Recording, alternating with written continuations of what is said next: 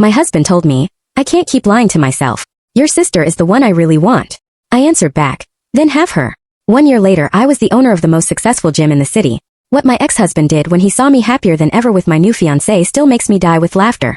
Joseph and I had been trying for a baby for 18 months. I planned to surprise him that I was pregnant on his birthday. Already had the positive test and a list of 100 baby names set up, but then Ashley called him.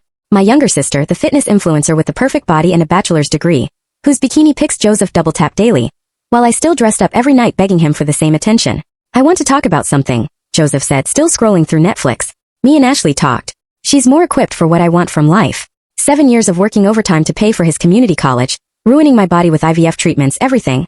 He was tossing into the garbage because my own sister sweet-talked in his ear. Then have her. I found myself saying through tears. He looked up from the TV. Wait, you're just okay with it? Do you even love me? I do love you. But clearly my love isn't enough. So just take your things and go. He left to meet Ashley at a photo shoot that same evening. Came back to get his things the next morning. Her hair tie was on his wrist, her lipstick still on his neck. He smelled like her.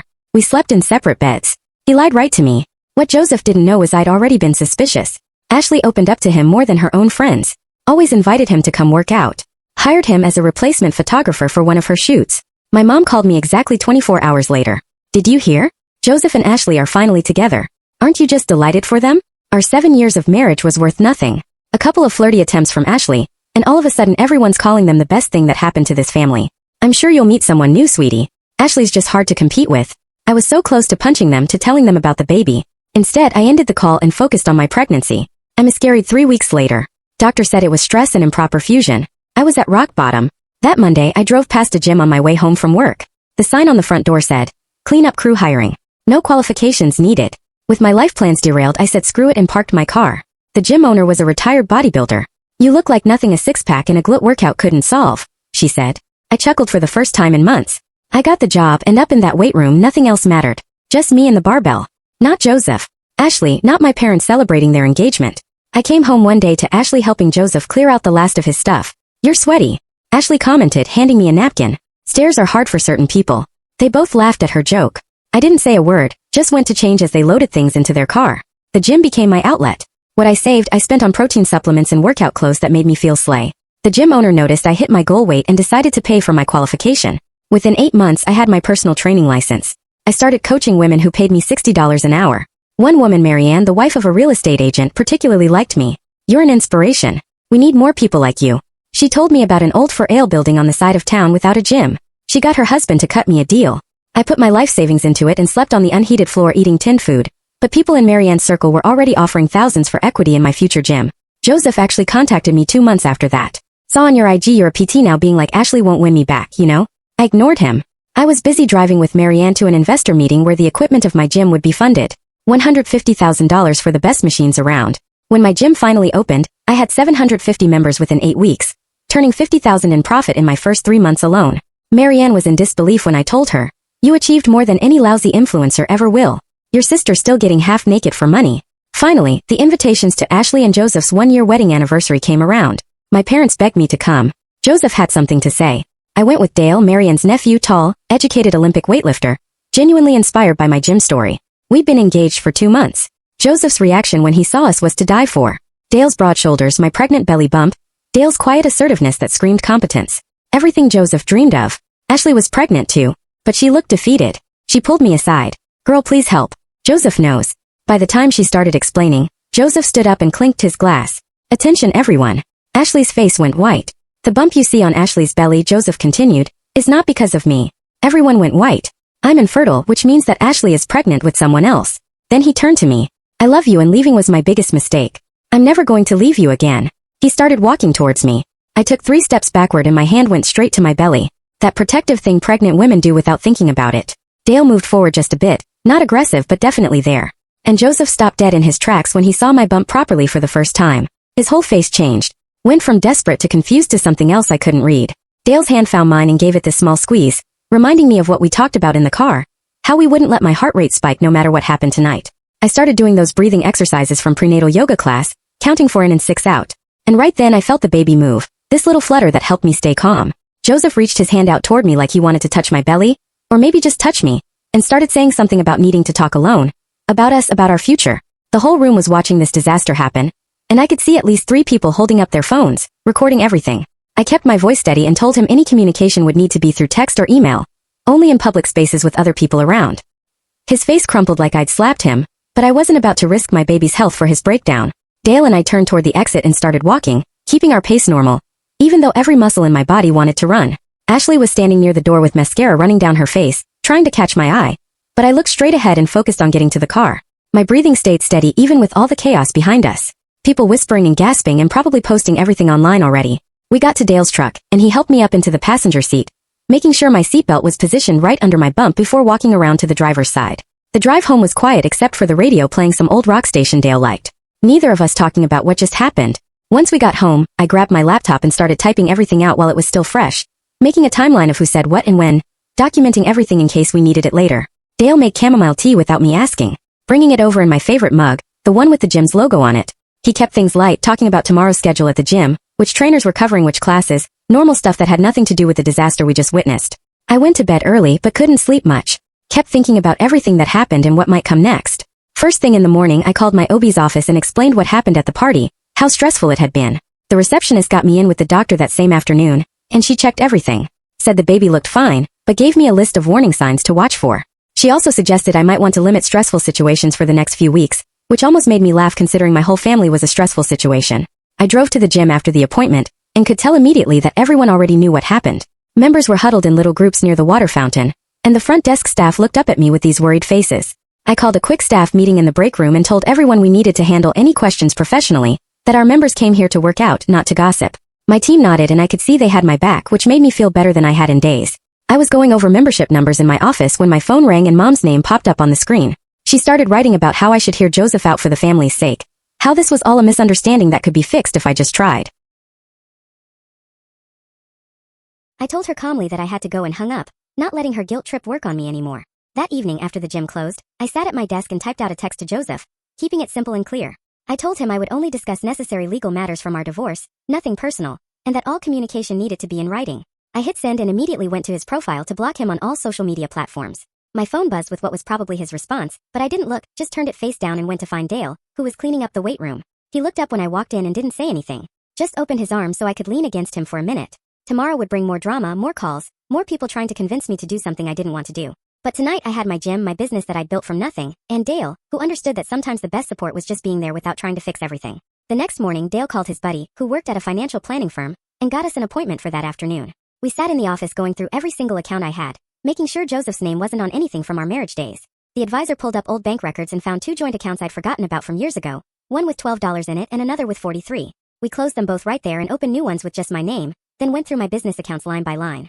Dale took notes while the advisor listed every possible way Joseph could try to claim part of my gym, writing down dates and amounts and creating a paper trail showing everything was funded after our separation. My phone buzzed while we were signing papers and Ashley's name popped up on Instagram with a message request. She wanted to talk woman Toamon about everything that happened at the party. I took a screenshot of the message for my records but didn't open it, just tucked my phone away and focused on the financial documents. That afternoon, I went back to the gym and pulled up our class schedule on my computer. I added 3 extra prenatal yoga slots for myself each week and sent a message to my staff letting them know I might need coverage if the pregnancy made me tired. Within minutes, my team was responding with offers to cover any class I needed, reminding me they had my back no matter what. The next day, while I was checking our social media accounts, I noticed we were getting tagged in tons of posts. Ashley had posted some vague story about betrayal and heartbreak with a black and white photo of her looking sad. Her followers were going crazy trying to figure out what happened, and somehow my gym kept getting mentioned in the comments. Our follower count jumped by 200 in just a few hours, which was weird, but I wasn't complaining about free advertising. I called Myrtle, who came to the gym that afternoon with her laptop. She sat in my office typing up a statement that said basically nothing, but sounded professional. Something about focusing on health and wellness during this time and respecting everyone's privacy. She posted it on all our accounts and the speculation died down pretty quick after that. Joseph texted me that night saying he needed to meet urgently to fix our family. I copied the boundary message I'd sent him before about only discussing legal matters in writing, and sent it again without adding anything else. A few days passed and I kept thinking about Ashley's message. I finally opened it and typed back that I'd only meet if she was getting a paternity test and we had a professional mediator there. She wrote back yes immediately, which caught me off guard. I spent the next morning researching family therapists who did mediation work and found one with good reviews who could see us the following week. I sent both Ashley and Joseph separate emails with the appointment details and the rules. Everything had to stay factual. No blame games. Everyone gets equal time to talk. At our weekly staff meeting, I brought up the situation without going into details. We worked together to write scripts for anyone who asked questions about the drama, basically telling them we were here to focus on fitness, not gossip. My team also helped me set up keyword filters on our social media to hide any nasty comments that might come through. We were wrapping up the meeting when I got home and found a thick envelope in my mailbox. The return address was from some law firm I'd never heard of. My hand shook a little as I opened it and read through the legal language. Joseph's lawyer was suggesting he might have a claim to my gym as marital property since we were still technically married when I started working at the first gym. My stomach dropped, but I forced myself to take a deep breath and switch into problem-solving mode instead of panicking. I grabbed my phone and started Googling forensic accountants in the area, scrolling through reviews until I found one with experience in divorce asset disputes. The guy's office was downtown, and when I called, his secretary said he could squeeze me in that afternoon if I brought all my business records. I spent the next 2 hours pulling together bank statements, incorporation papers, the lease agreement, everything that showed when I started at the gym, and when I opened my own place. The accountant's name was Mr. Peterson, and he looked exactly like you'd expect. Glasses and a calculator on his desk. He went through every single document, making copies and highlighting dates, asking me questions about inheritance money from my grandma that I'd use for the down payment. When he finished, he leaned back and told me Joseph's claim was basically garbage since everything happened after we separated. But having the paperwork organized would shut down any attempt fast. That night, Dale and I were making dinner when he brought up the mediation sessions that were probably coming. He stirred the pasta while telling me he'd been thinking about it and didn't want to be in the actual meeting since it might make things more tense with Joseph. He'd wait outside in the lobby or the car, ready if I needed him, but he thought keeping some distance would help things stay professional. I appreciated him thinking it through like that instead of trying to play the protective boyfriend card. We were cleaning up when my phone buzzed with a text from my mom. 5 words that made my stomach turn. Don't destroy our family. I stared at it for a full minute, feeling that old guilt trying to creep in, but then I just deleted it and blocked her number for now. 2 days later, I woke up to find blood on my underwear. Not a lot, but enough to send me into full panic mode. Dale drove me to the emergency room while I tried not to completely lose it, convinced something was wrong with the baby. The triage nurse got me in pretty quick when I explained I was pregnant and bleeding. They did an ultrasound and the doctor said everything looked fine, just some spotting from stress, totally normal, but I needed to rest more. She wrote me a prescription for anxiety meds that were safe during pregnancy and suggested I find a therapist who specialized in prenatal stress. The next morning, I got an email from the mediator I'd contacted with available times for our first session. She laid out all the ground rules in writing. Everyone sticks to facts, not feelings. No yelling or blame spirals. Each person gets equal time to talk without interruption. Just having structure and rules made my chest feel less tight. I picked a slot for the following week and forwarded it to both Joseph and Ashley. Ashley messaged me on Instagram later that day saying she'd already agreed to do the paternity test, but wanted to know if I'd go with her to the appointment for support. I typed back that the mediator would handle coordinating all that stuff and we should keep our distance until then. She sent back a thumbs up emoji and that was it. The mediation appointment came faster than I expected. Dale drove me but stayed in the car like we discussed. The mediator's office was one of those neutral beige spaces designed not to trigger anyone. Joseph was already there when I walked in wearing a suit like this was a job interview.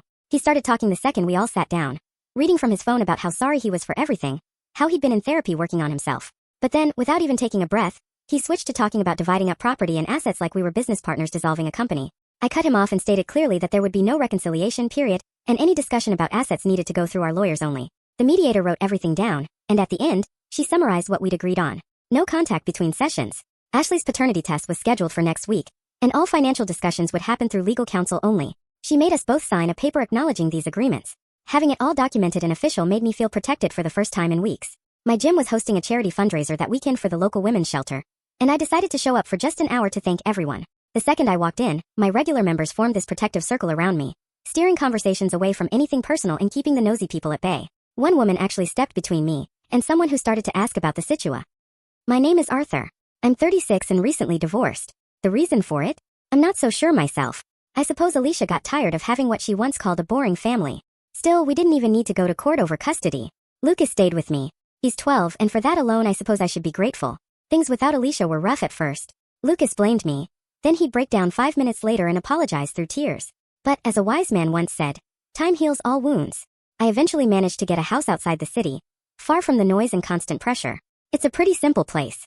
It's a single-story house with a kitchen, a toilet, a living room and 2 bedrooms, one for Lucas and one for me. It surprised me how happy Lucas got when he found out about our home. He hasn't been very expressive lately, unless the topic is of course crying. This just felt right. A fresh start. We spent the afternoon moving furniture around the place, putting Lucas things in his room and trying to keep Cookie, our dog, from getting under our feet every 5 seconds. He followed us from room to room, tail wagging, like he was just as excited about the move as Lucas was. I gave Cookie his food, me and Lucas had some pizza for dinner, and night quickly approached. Lucas went to his room and I went to mine. Safe to say it didn't take me long to fall asleep. It didn't take me long to wake up either. I woke up to that unmistakable feeling of being watched. I scanned the room but it was empty. Just shadows and unfamiliar shapes in the dark. Just the usual new place paranoia, I thought to myself. Then I heard scratching at my door. I exhaled, relieved, and whispered as quietly as I could, loud enough to be heard. Not tonight, Cook. Go to sleep. The scratching stopped. I let my head fall back onto the pillow. With a sigh I closed my eyes. Then something shifted near the foot of the bed. Cookie lifted his head over the frame, eyes half closed, ears twitching at the sound of his name. The scratching started again. Shocked, I quickly swung my feet out of the bed and stood up. I approached the door and kneeled before it, sticking my eye to the keyhole. As I peered through it, I couldn't see a thing. Everything was pitch black. Suddenly, an eye appeared from the darkness. Not blinking, not moving, just staring. It was so close you could barely see its eyelids. The pupil was unnaturally small, and the iris was surrounded by these dark red veins. I quickly got up and swung the door open. Nothing. No sight of who or what was causing the creepy eye. No sounds too. Just the long, empty, and dark hallway. I quickly grabbed Cookie and brought him with me to Lucas' room. Trying my hardest not to wake him up, I locked the door and laid on the floor, hugging Cook until we drifted to sleep. The next day was mostly normal. Apart from Lucas questioning why I'd been sleeping on his floor. He's just a kid dealing with a divorce. I won't bother him with my night terrors. We spent the day finishing the decorating. Night came again, and this time I placed my pistol in the top drawer of my nightstand. It might seem extreme, but when you've been woken by something that shouldn't exist, caution feels reasonable. Lucas was asleep. I grabbed Cookie and headed to my room. I locked the bedroom door, placed Cook on the bed and placed my Tom Sawyer blanket on top of us. We slowly drifted into sleep. Not for too long. This time it wasn't scratching. It was breathing. Heavy breathing. Cook trembled beside me. I stood up and marched towards the door, kneeling before it once more as I looked through the keyhole. The eye was there. Go away. Leave us alone. I whispered, trying to keep my voice steady in hopes he or it would leave. And just like that, it moved. Slowly upwards to the left, leaving me with the hallway's darkness. Even though it had left, I wasn't sure whether I should feel relieved or worried. I slid the pistol from my drawer and set it on the nightstand. I lay down once again, comforting Cook as I placed my arm around him, listening closely to the silence. Then I heard a voice. A muffled voice. Dad, what are you doing? It's not funny. My heart froze. With all my speed, I grabbed the pistol and ran to my son's room. That thing. It was trying to harm my son. I wouldn't allow it. Never. As I reached the outside of his bedroom door, I couldn't see anything or anyone. I opened the door and my son was sitting in the bed, the blanket up to his face. Dad? What's going on? He asked, his eyes wide. Nothing, son. Just go back to sleep. You just had a bad dream. I murmured, hiding the pistol behind my back. Every encounter with that thing ended the same way. It vanished. I called Cook and had him get in bed with Lucas.